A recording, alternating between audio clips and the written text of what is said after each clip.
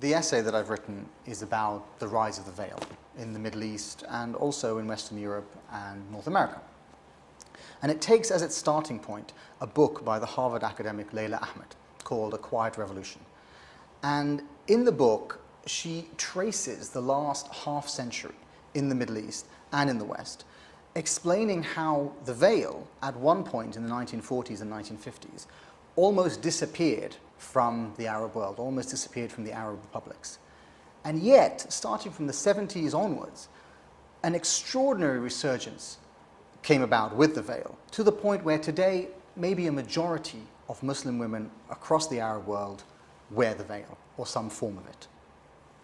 What I say in the essay is that this extraordinary comeback for this piece of cloth has complicated roots, very complex roots actually, complex philosophically, complex politically, and complex personally for those women involved in choosing to wear the veil.